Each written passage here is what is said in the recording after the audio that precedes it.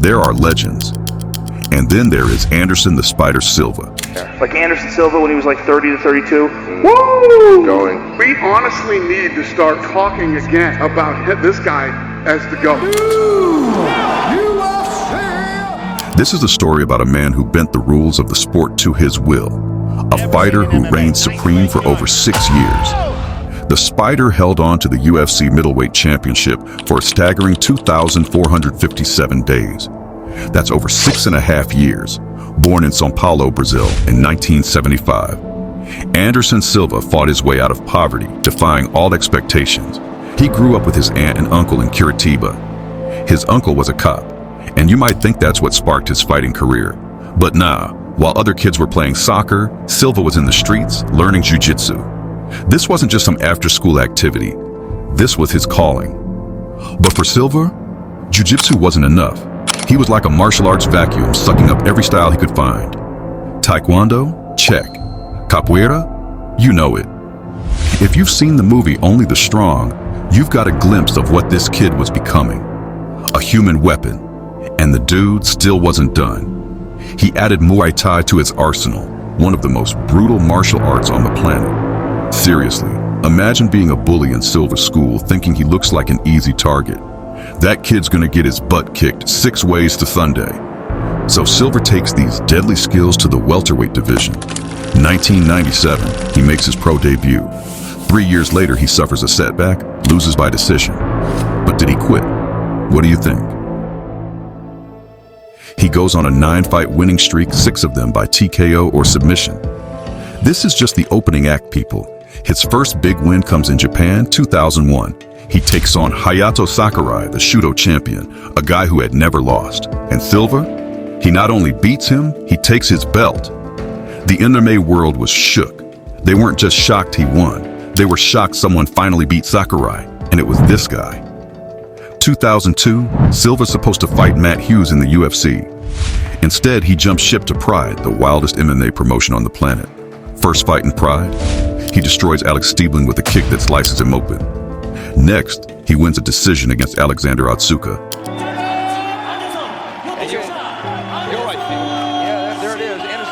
But the real fireworks? That was against Carlos Newton at Pride 25. Newton tries to take him down, but Silva, he unleashes a flying knee that lands flush. Newton's out cold. Silva finishes him with strikes. It was art.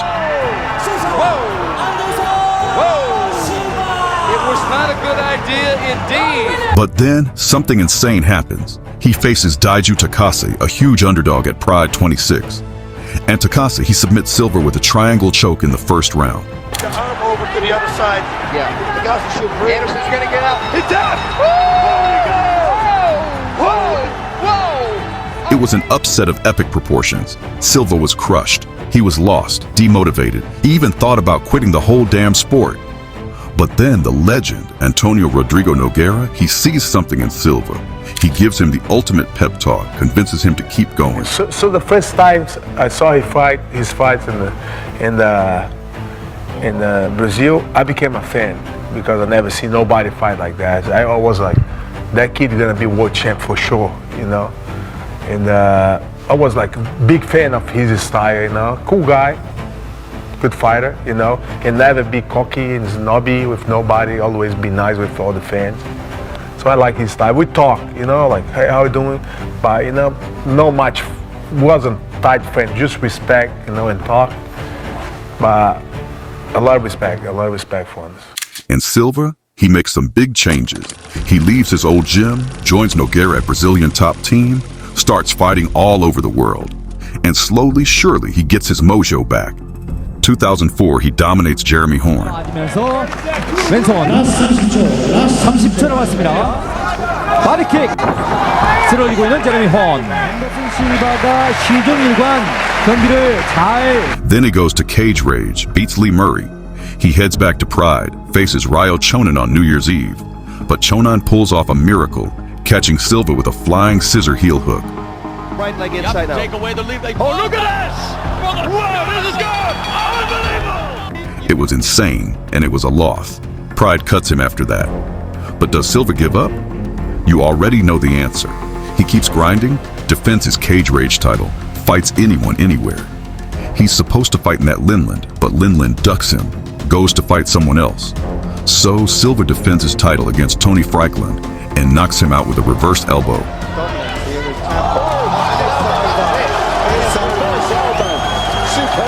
This is why this man is middleweight champion of the world. It was savage.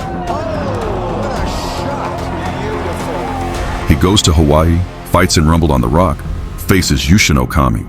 But here's where it gets controversial. Silva gets DQ'd for kicking Okami in the face while he's down. That's it. High kick from his back. Lands by Anderson Silva. My goodness, are you kidding me? Silva says he didn't know the rules. Okami takes the win, and Silva is pissed. He calls Okami a coward for not continuing. It was a mess. Then the rumors start. Silva's going to the UFC.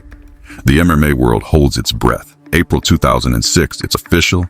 He's signed, and he doesn't waste any time. UFC debut June 2006. He faces Chris Leben, a tough dude on a 5-fight win streak. Leben's talking trash, predicting a knockout. But Silva, he comes out and lands a combination that's so fast, so precise, it's like he's bending time. Leben's out in 49 seconds. It was a statement. It was art. It was the arrival of the Spider. Silva went on an absolute tear, winning fights, losing some, but always putting on a spectacle.